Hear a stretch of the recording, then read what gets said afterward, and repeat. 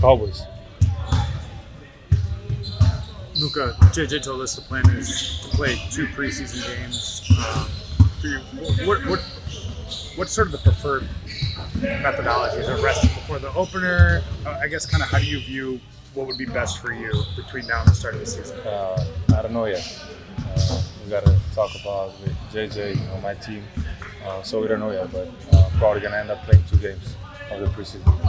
JJ mentioned that last week you were full participant in all the drills, started this week, modified, now you're full participant today. Just what went into, I guess, the change in what you participated in from last week? Because I had national team play one month or something of basketball. So this is a long season I've had, so it was just because of that.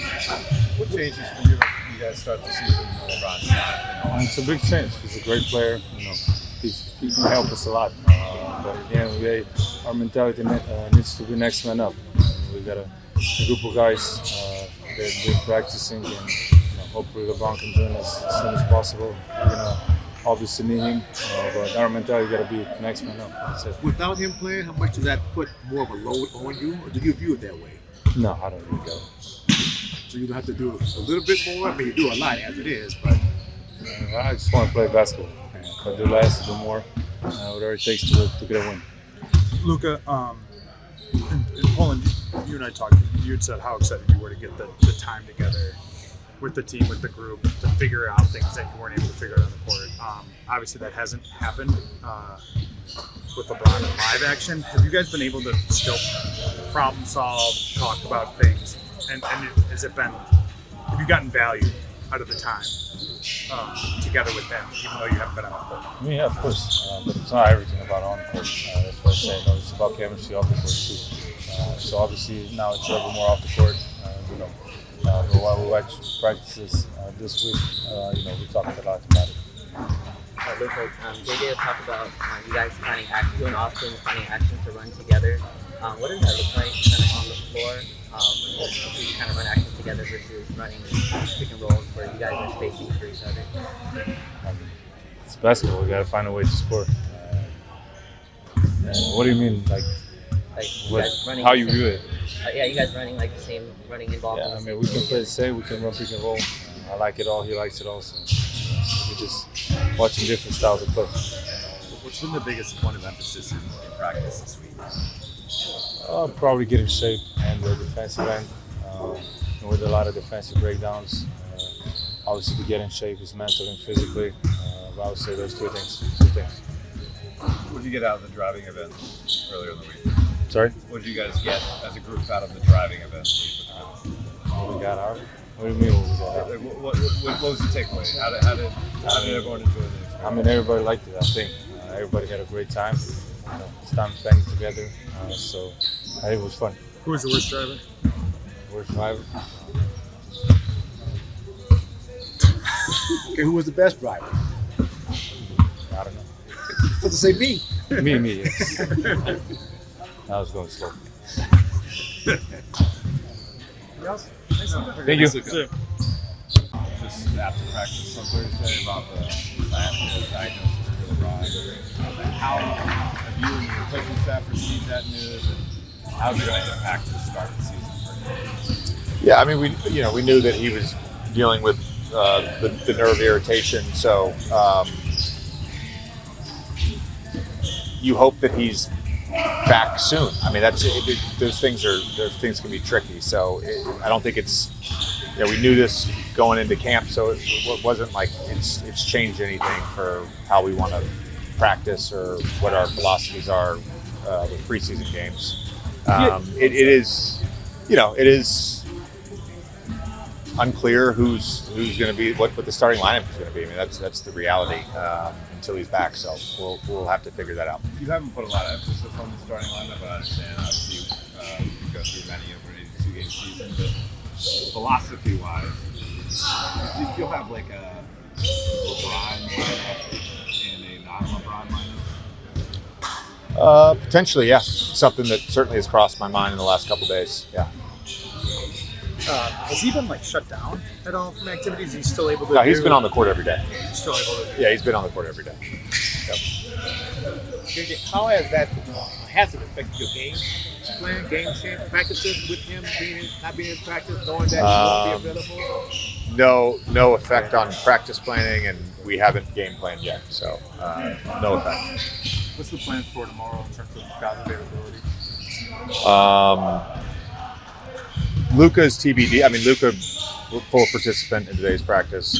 He's TBD. He's gonna play in 2 games in preseason.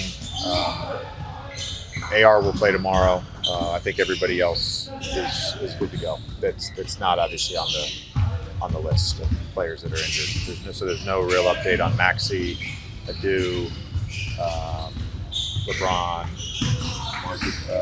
Marcus will play tomorrow. Yeah.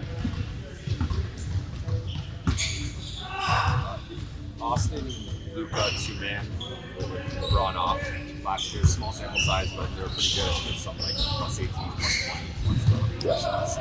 What did you see in those groupings in that stretch when LeBron was out? Is that a potential? You obviously want LeBron to be clear. Yeah. Is there a silver lining, I guess? Yeah, we have some experience with it. I do know, because we looked at this stuff too a few weeks ago.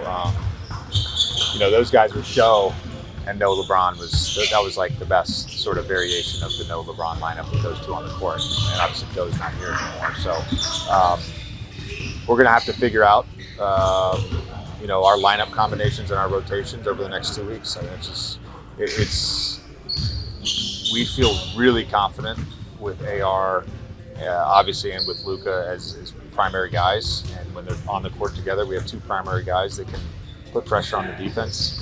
Got to figure out the rotations and lineups around that.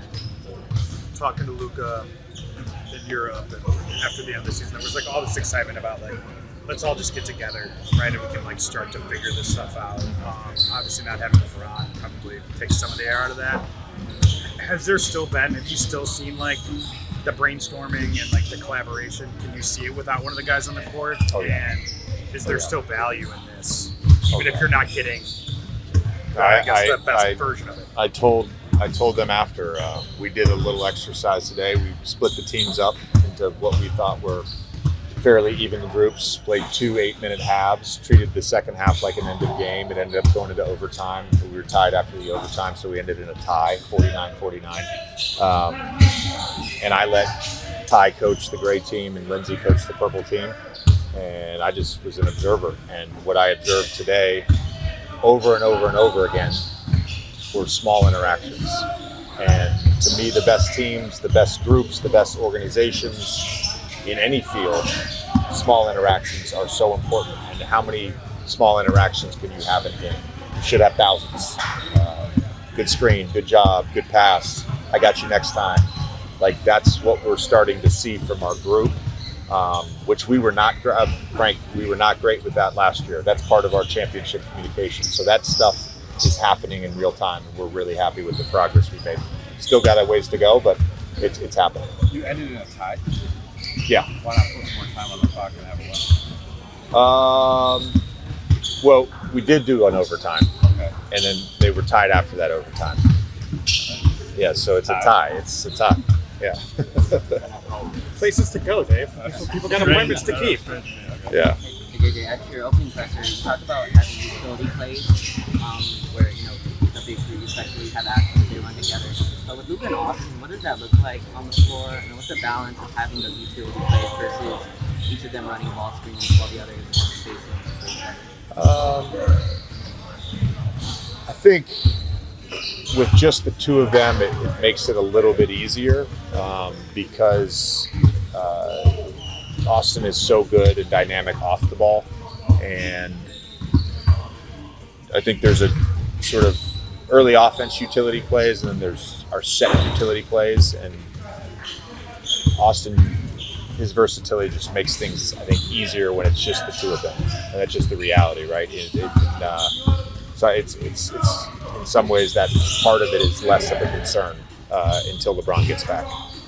What do you think has been the biggest jump this team has made from being in San Francisco last Sunday to, getting a week together? Like your training, right? Didn't you say like this is our training camp? Like where in the Yeah. area do you think you guys made the biggest impact? It's interesting. I was having a conversation with St. Jean this morning, and like last year we started our meeting the night before camp, and in all of our presentations during this portion of preseason, it was like all about the why and less about what we were doing. And so we've kind of flipped it this year, and it's, hey, this is what we're going to do. And then once we get done with preseason, we've got a few days before we play our first game, and it will slow drip the why. And so I think this week we've gotten better at what we want to do. And that's, we've been able to install, we've been able to review, we've really, to me, been able to take our time. Where those first 3 days, although they were longer practices, you feel so rushed because you got to play a game, you got to play 2 games really. On Friday and Sunday, we knew, with the travel schedule, there wasn't going to be a lot done on Saturday. That's just the reality. So you got 3 practices to play 2 games. Can you look somewhat functional in 3 days? This week has been more about, this is what we're going to do, and we're going to take our time, and we're going to teach it, and we're going to rep it.